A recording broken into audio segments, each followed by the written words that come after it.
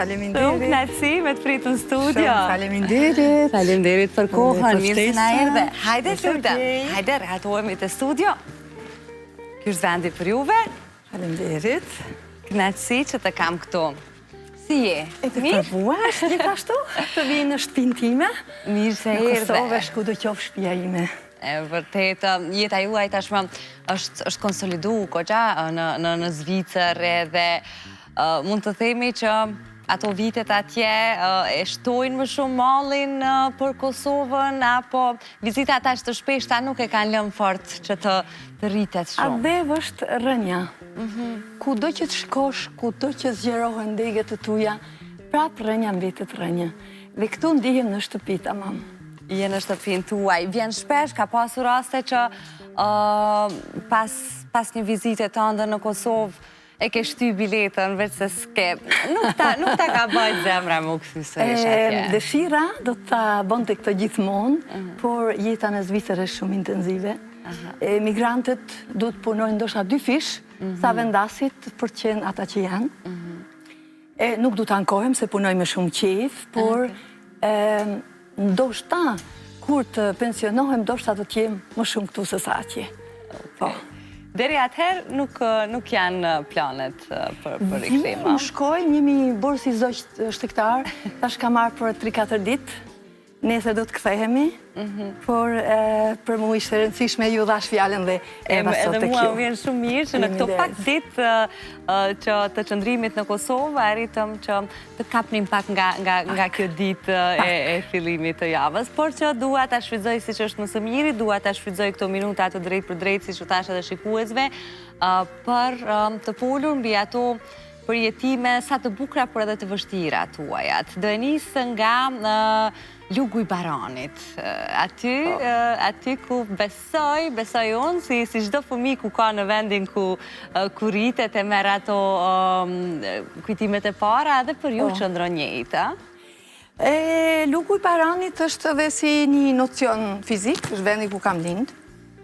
Kam lind në Rashiq. Për gjatë Lugut Baranit shko një lumë, për fat tash nuk është më i gjallë, por atër ishte. Mbetet në kujtimet e mia si diçka e bukur, e në pjesë e natyrës. Lugu i Baranit ka edhe historinë e vetë. Unë jam rrit me këto historira, dhe ndoshta kanë ndikur në formimin tim. Në familjen time të madhe kam dëgjuar nga gjyshja ime dhe të tjerët në kohën kur kanë vëshu malazezet, para se gjithash në pjesën e Dugagjinit, ka shpetu vetëm një burri cili në moshën 13 vjeqare një djalë i vendos nëna e ti një shami dhe duke menduar se është një vajzë e mbjeton masakrën e asaj kohe. Prandaj, Lugu i Baranit mund të shikohet me sytë e një banorit e Lugut Baranit, por edhe me shpirtin e ti dhe është kjo historia vetë Lugut Baranit. Nëse flasim për historinë tuaj si familje, prindrit tuaj kanë pasur 5 fëmijë? Prindrit e mi kanë pasur 9 fëmijë, 5 prej cilëve kanë vdekur. 5 prej cilëve kanë vdekur. Dhe unë për vetën time kam qenë pak nga natyra, një fashërë i vogël, nuk më kam mjaftuar veç me thanë se kanë vdek 5 fëmijë, unë e kam parë edhe matutje punën e medicinës, ishte pjesë e diskriminimit tonë si popull. Do më thanë, unë pajmen që medicina nuk e merë të njërim seriosisht, ashtu kështu, thoshin prindit tonë, nuk bëhet diqka. Ne bile kemi shkuar më shumë në kishën e Glogjanit për trajtim medicinal. Dhe prindrit e mi, si pas mendimit tim dhe shumë fëmijë atë kohë të familjeve shqiptare, kanë vdekur pa o ditë për çka, edhe për shkak të asaj se nuk janë marrë seriozisht nga institucionet e medicinës. Bile, kjo është një fatkeqësi. Medicina, kam thënë një herë në një ligjerat në Cyri, e kam thënë që nacionalizmi ka qenë më i mbyturi në medicinë, sepse ka vdek njeri dhe s'ke guxu ta diskutosh, ka qenë më i zhurmshmi në politikë, dhe atë e kemi përjetuar para se gjithash ne, prindët e juve që jeni sot gjeneratare dhe jeni të mrekullueshëm, që trajtoni tema edhe të asaj kohë, sepse është fundit historia edhe e juve. Kjo humbje për prindrit ka qenë sigurisht, këto humbje në fakt për prindrit tuaj kanë qenë të rënda, ani pse ndoshta kam përshtypjen në rrethanat e kohës edhe imponohesh apo detyrohesh të sillesh sikur çdo gjë është normale, nuk guxoje ta bërtitje dhimbje. Një normalitet abnormal, po ishte. Në rastin tim konkret, duke qenë se pastaj gjatë kohë isha fëmia i vetëm i tyre, u bëre sigurisht unë kisha një lloj trajtimi pak më shumë, ndoshta pak si vajzë, pak si djalë, kisha një lloj dashurie të pakursyer nga prindit e mi të shkëlqyer, por edhe nga të tjerë. Qa kujton dy nga gjërat më të rëndësishme që prindrit ti kanë mësuar edhe që vazhdimisht kanë dashur që ti të ecësh mbi ato dy parime, që i kanë pasur shumë, po shumë kryesore. Nana ime ka qenë e heshtur nga natyra, e urtë dhe shumë e menqur. Ajo nuk ka fol shumë, por kur ka fol i ka vendos pikë. Ka marrë me vete, nuk ka urdhëru, por ka qenë një nën e mrekullueshme. Baba im mbaj mend kur shkova në shkollën e mesme, ishin pak vajza atëherë të Rrugut Baranit që shkonin në shkollën e mesme. Dhe baba im, si sot mbaj mend, ul afër meje dhe tha, unë kam besim të këti, boje shife rrugën tënde veç me sytë tu. Dhe unë e pyeta konkretisht, por a i tha, nëse shikon gjatës dhe majtas, si të la familje kishte kulturën e vetë në një mënyrë, nëse shkon deri tek stacioni i autobusave, atëherë dikush thot vesh mantillin, dikush vendos shamin, dikush thot vesh u shkur, dikush thot vesh u gjatë, rrithot kështu si je, kam besim të plot të këti të qoftë u dhe marë në shkollën e mesme. Kaq. Jo shumë, por ishte diçka që më ka përcjell. Ama shumë të rëndësishme të asaj kohë, Shumë e rëndësishme. Shumë e fat. Jesh vetja jote, ti besosh vetës tënde, unë kam besim të këti. Nuk e kanë thënë shumë prindër atë, pakte nuk e kam dëgjuar nga shumë. Vërtet. Shok edhe shoq. Kjo duhet që ketë motivuar akoma më shumë për të shkolluar, po edhe për të formsuar si karakter. Ka qenë shkollimi nga ato rrugët e gjata të kilometrave vajtja ardhje për të Po, ka qenë, të kohës. Ne, i ka dikun mos ka bofsha 13-14, nuk e dija prej Baranit apo prej Rashiqit ku unë kam lind, veç kanë qenë dikun ndoshta rreth 17 kilometra, nuk jam shumë e sigurt, dhe dimrit ne kemi bërë rrugën në këmbë. Të shkosh dhe të vish. Por, të më thuash sot të bëj 7 kilometra, ndoshta thëmë do t'jetë fundi javës, por atëherë kemi bërë. E kemi bërë dhe ka gjasa edhe rruga ndikon në formimin e një farë guximit tek vetja jote. Është një sfidë, po njëkohësisht sfidat na bojnë më të fortë. Në sfidën për të shkolluar si ju, ashtu edhe ajo ata miq, ata shoqe tuaj që ishin në gjimnaz në Pej, u gjendet pra të rinj të cilët donin të drejtën e tyre, donin të shkolloheshin, dhe që u ndodhi ajo që të ndryshonte përgjithmonë rrjedhën e jetës.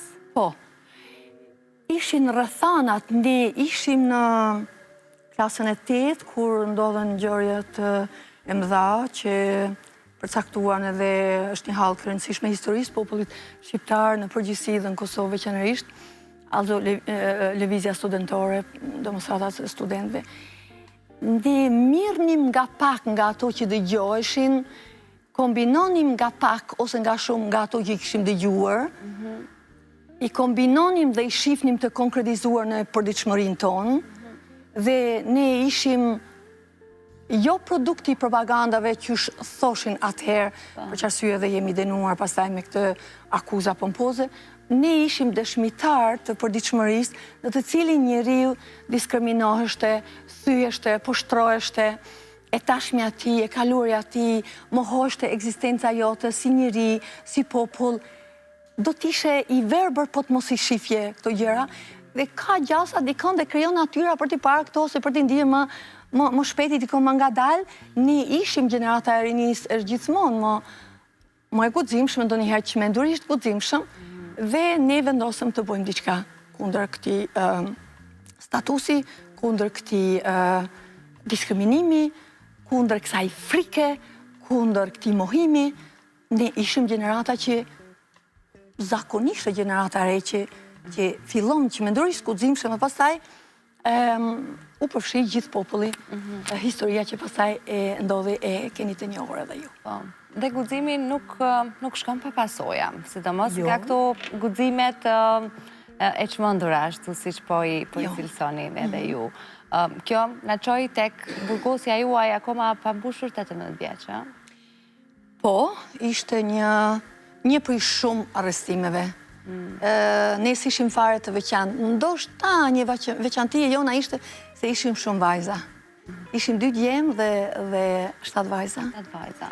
Quheshim grupi vajzave, por po të binin të gjithë ata që ishin të lidhur, të ndërlidhur, do të ishim sigurisht, nëse jo ma shumë, do të ishim të barabartë, por për fatin e mirë ne mbetëm ato që u arrestuam atë ditë dhe po e kishim marrë me mend, do të ishe budallëk, mos e mendoje që mund të arrestoheshe.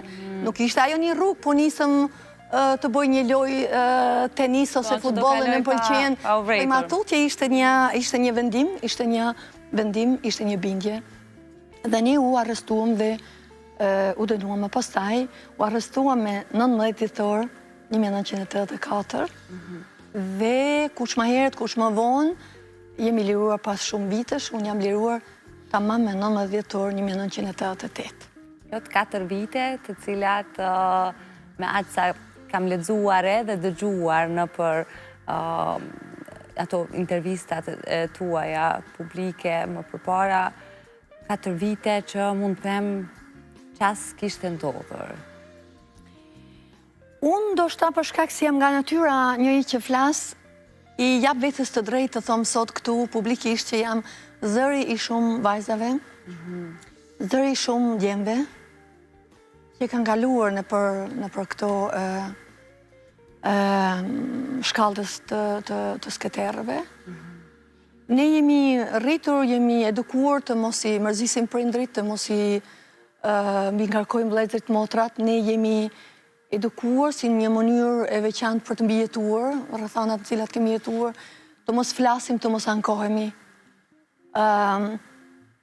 Dhe ndoshta ajo ka qenë një mënyrë mohimi vetës, ta thom në thonjja për shkak të rrethanave që kanë qenë. Unë flas dhe ndoshta dhe fakti se kam jetuar dhe jetoj në Zvicër kam pas mundësi të flas në emër të asaj që nuk është ditë për Kosovën. Dhe në Zvicër je i besueshëm ose e besueshme, jo nëse jap numra, statistik, por nëse jap ngjarje.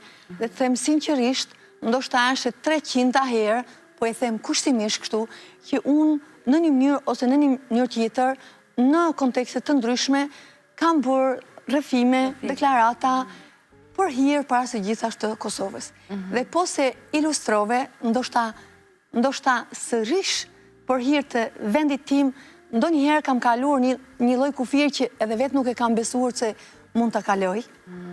Dhe janë bërë më të vështira herat nga hera e parë e rrëfimit, sepse kur e thua diçka zëshëm nga përjetimet e kam përshtypjen unë, duhet jetë shumë e vështirë, fillimisht ta bindësh veten që ta thuash me zë, se duket sikur kur e dëgjon me zë, po e ri përjeton. Duket se nëse flet në gjermanisht, sikur mua të paktën duket sikur flet në jo në veten e parë.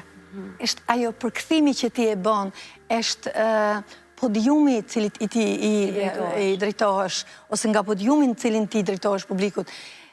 Ka disa gjëra interesante që nuk do t'i kisha menduar, po të mos i kisha provuar vetë.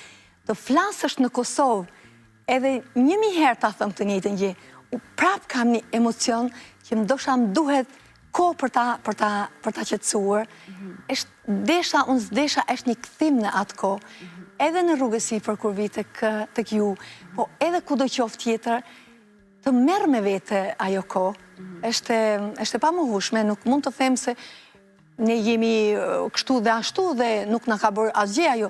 Po, ne marrim me vete, me vete gjërat ndoshta deri në drasën e vorrit, thënë popullorë, por janë më të lehta kur i ndan me të tjerët, janë më të lehta kur i artikulon ato, është një nevojë njerëzore në fund të fundit, dhe unë që për fatin e mirë ose për fatin e keq, ndonjëherë edhe kam munduar veten, e kam torturuar veten me domosdoshmërinë për t'i dhënë emër vujtjes në Kosovë, për t'i dhënë emër situatës në Kosovë, po flas për 35 vitet e kaluara në Zvicër.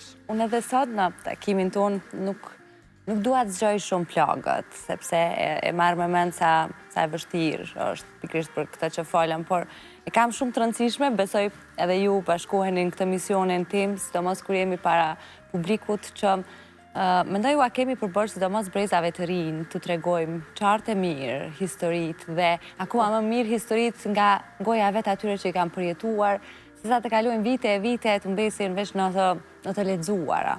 Po, është një qasje e mirë në këtë rast, edhe unë kujtoj që kemi edhe një obligim, që thom atë të vërtetën që është e vërteta e përjetuar, pa i anashkaluar gjërat, pa i interpretuar gjërat, po i kemi borë gjeneratës së re për t'ja thënë të vërtetën për atë kohë. Po. Unë pyes, ke pasur raste ku edhe jeni kërcënuar me jetë?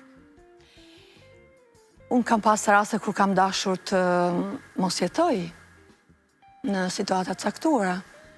Ka qenë e dëshirueshme për t'ju shmang dhimbjes maksimale, edhe është shumë e natyrshme, por kam pas raste kur jam kërcënuar dhe kam qenë e bindur që do të vritem, po kam thënë edhe në raste tjera, është 11 prilli.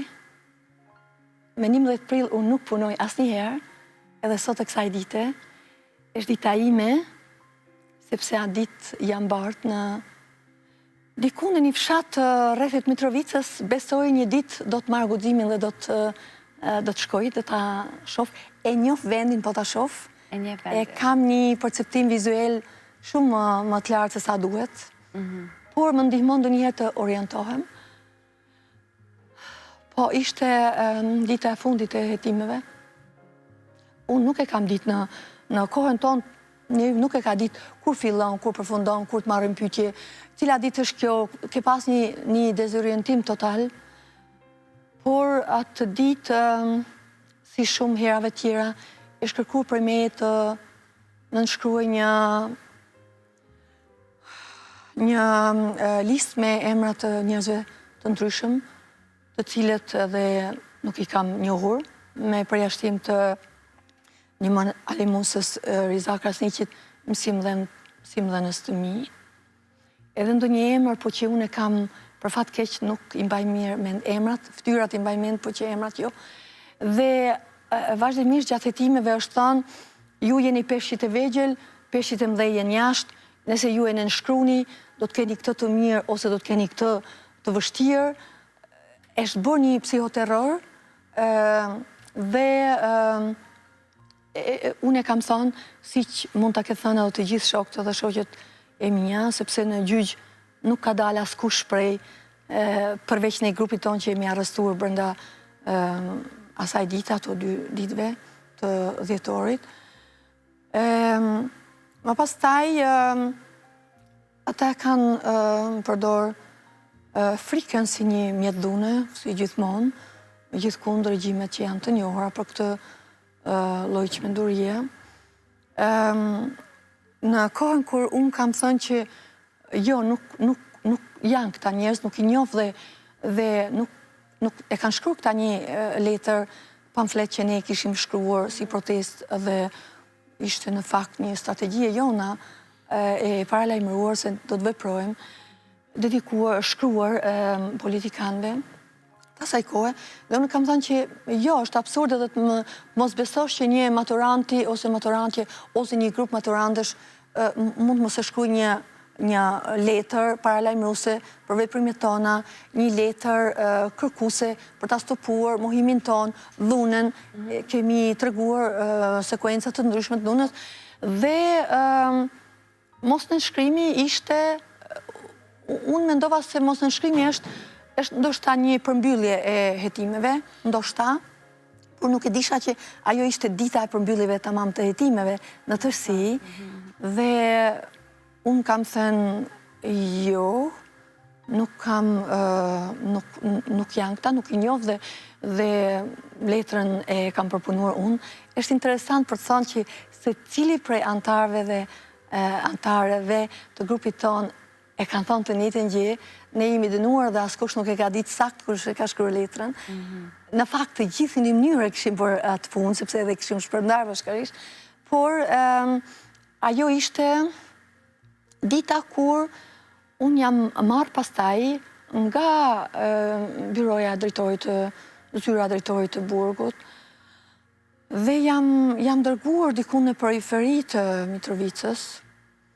Unë kam një tablo para syve të mi dhe jam shumë e sigurt që do ta njoh vendin në për cilin kam kaluar. Ndoshta do të bëj një rrugtim një ditë, hala nuk e kam marrë guximin. Dhe po, dërgohem atje në një mal me pemë më shumë në formë të shkurrëve. E kam dëshiruar gjithmonë gjatë rrugës të ndodhë diçka, të ndodhë një aksident, e kam menduar, e kam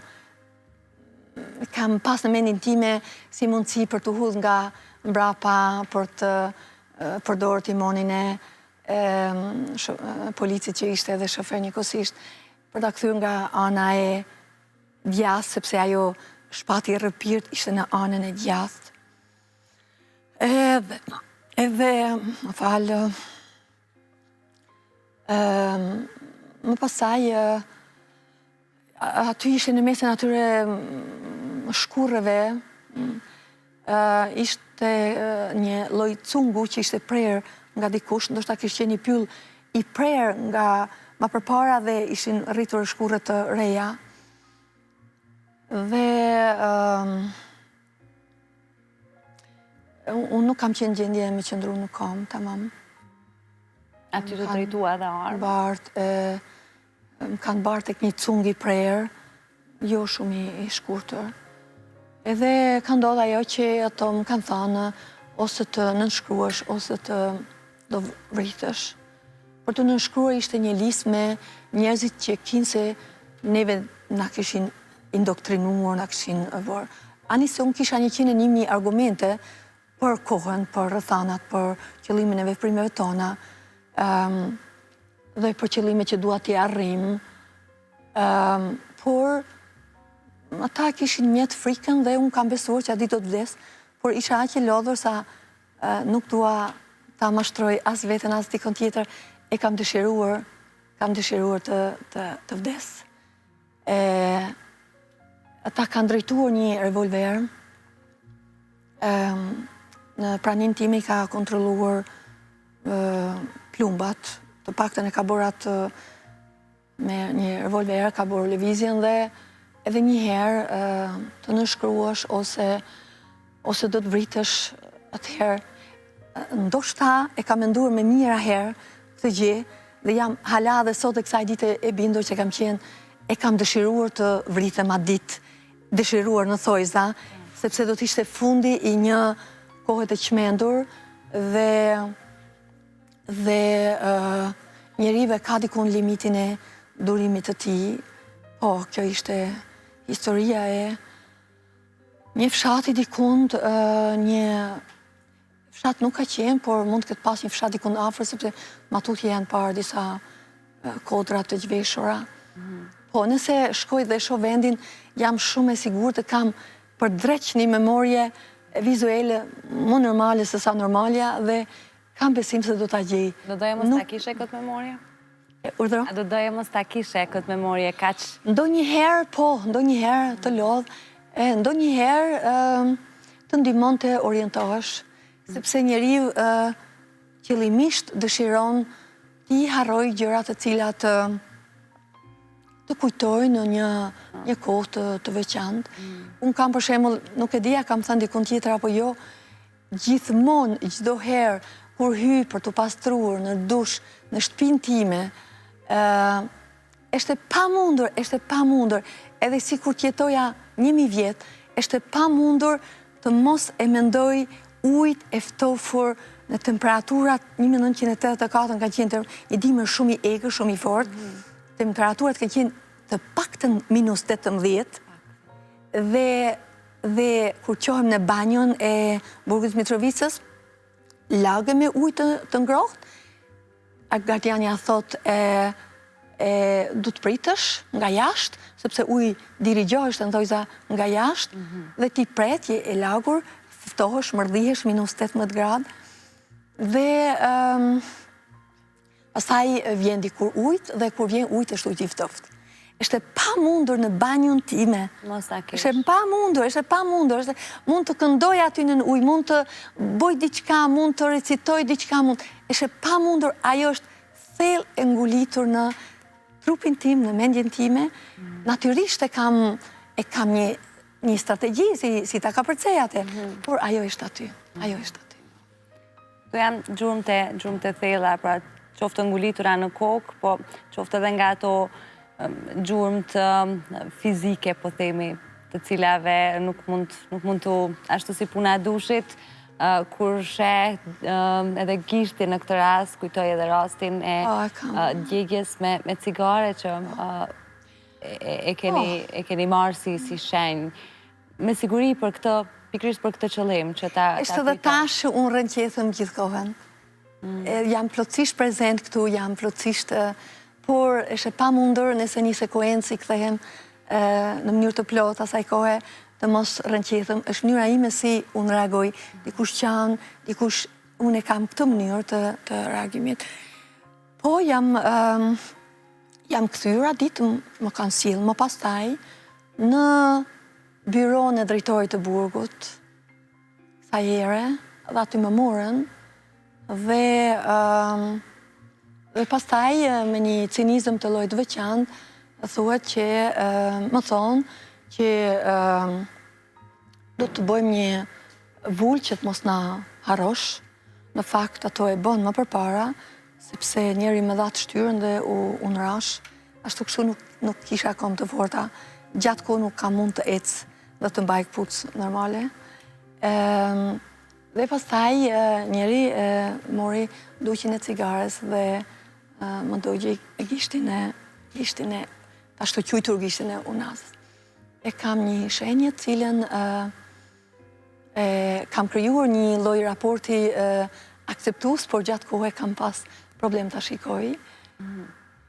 Ajo ishte edhe akti i fundit i trajtimit të tyre, po i them kushtimisht trajtim, thojza. Edhe më pastaj ajo ishte me 11 prill. Në fund të prillit, fillim të majit, jemi dinuar pastaj të gjithë. Përjetime nga më të ndryshmet, ashtu edhe si që thash në fillim, dhe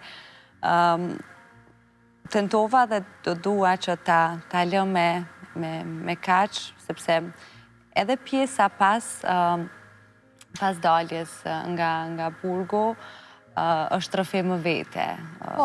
është rrëfim më vete edhe vitet më vonë edhe fillimi i pajtimit të gjoqeve nga ana juaj është diçka që do doja ti jepja shumë fokus në minutat në vazhdim. Mund të pyesi nisi për një hap?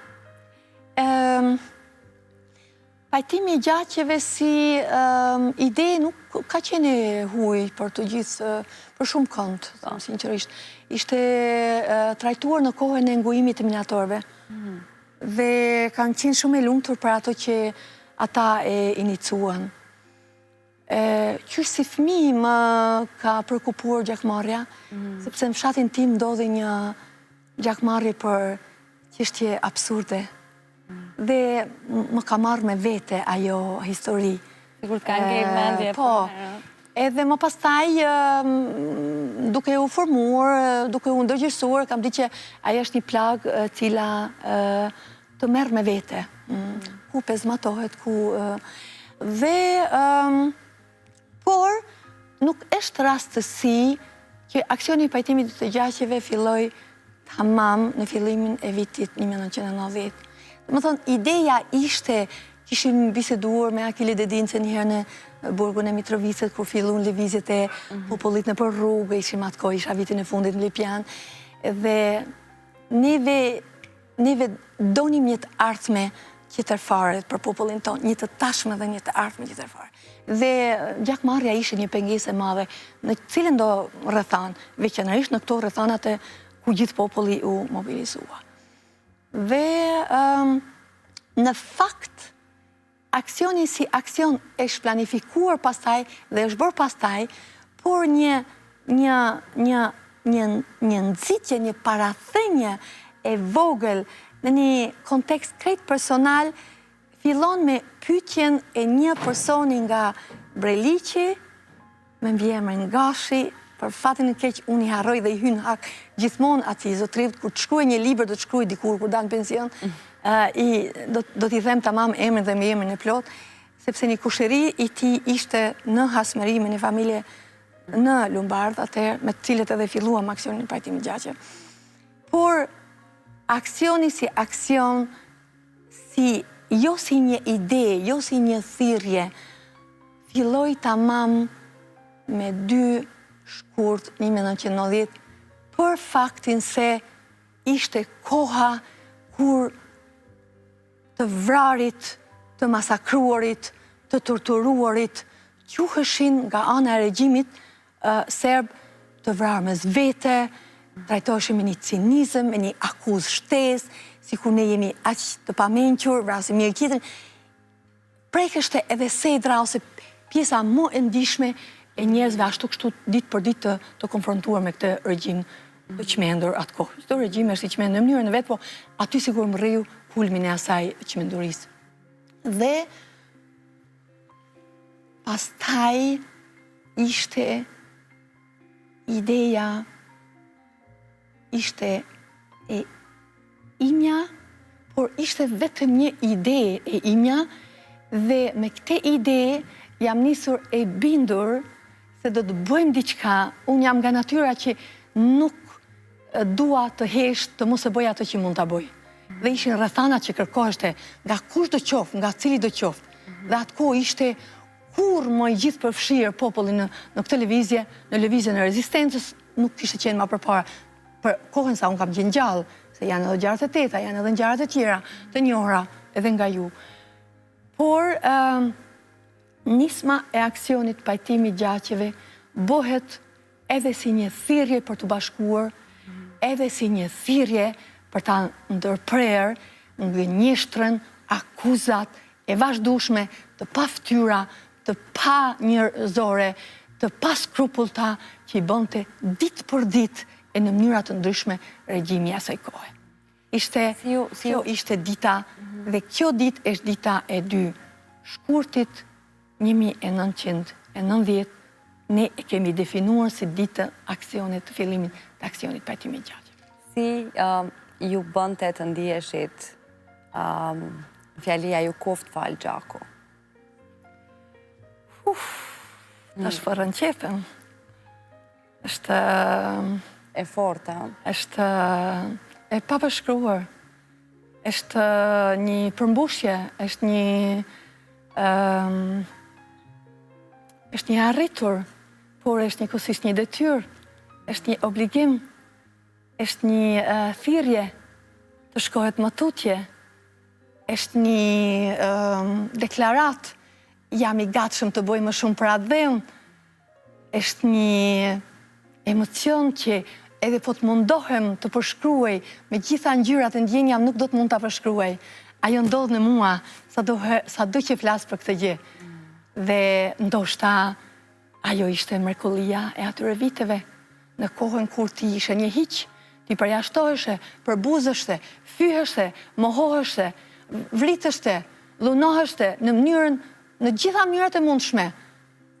Bëheshe ditë për ditë, jo veç një grup, jo veç një fshat, jo veç një qytet, jo veç një kategorinë thojza njerëzve, po të gjithë ishim të ndaluar. Prandaj shpërtheu gjithë ky guxim.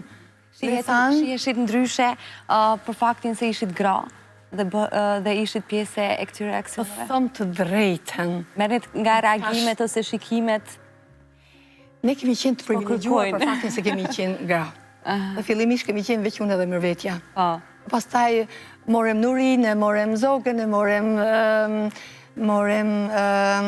Marinë e morem shumë, Lulen e morem shumë të tjera. Në fillim ka ishëm me ju të dy. Ishim ne të dyjat. Dhe e kam pyet me veten, pasi më ka pyet edhe dikush kështu si rasti juve. Të them sinqerisht, asnjëherë nuk kam menduar që jam grua ose jam burr. Hiq fare se kam menduar këtë gjë. Është një fenomen, nuk di ta shpjegoj. Absolutisht nuk e kemi parë veten ndryshe. Ne vjem ata kemi qenë të ndërgjegjshme për faktin se hala në shoqërinë tonë mos shkollimi e ka lënë gruan, edhe pse ishim në një vrull të shkollimit atë kohë. Por me gjithate gruaja hala nuk ishte barabar, duhen procese, duhet...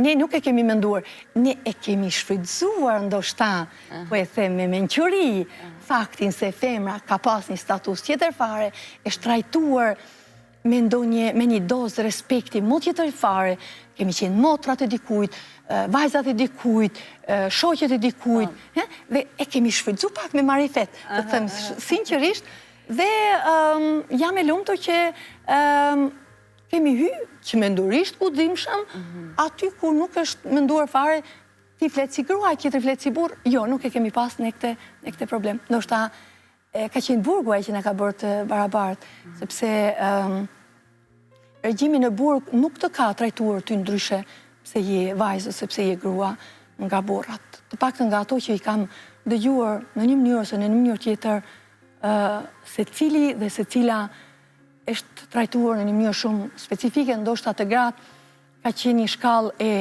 rrezikshmërisë për faktin se njihet historikisht në të gjitha historitë e njerëzimit që gruaja është përdorur ndonjëherë, është viktimizuar ndonjëherë në një mënyrë tjetër fare. Kjo frikë ka ekzistuar sigurisht, e kam dëgjuar edhe nga shoqet e mia, po kjo ka qenë. Po për ndryshe kështu brenda vetes time, nuk e di unë edhe sot e kësaj dite nuk e shoh veten krejt ndryshe. Nuk e di, është një lloj çmendurie. Dua që ta mbyll me këtë, se po më thonë që më ka një minuta atë jam të e fundit dhe me që jemi te gratë, si ishe sot gratë shqiptare?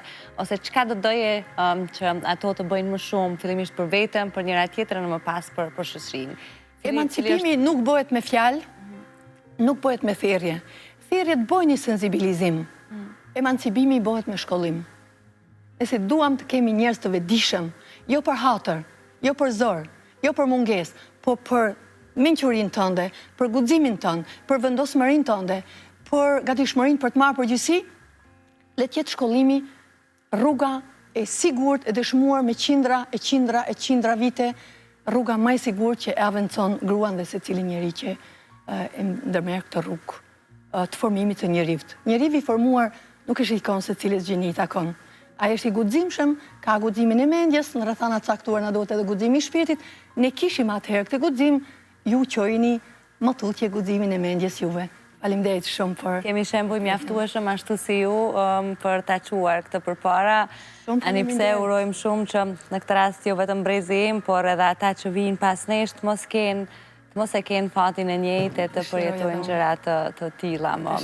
Ishte shumë kënaqësi dhe nder për mua që ju kem sot tu përballë. Do kujdesem shumë që herës tjetër në Kosovë të takohemi qoftë edhe për qejf apo edhe për një bashkëbisedim me ca tema edhe të tjera. Kur plakën njerëzit ka nevojë për një përkujdesje. Faleminderit shumë. Faleminderit, kënaqësi që ju kisha. Do shkputemi për marketing, shikues dashur, kthehem veç pas pak tek ju.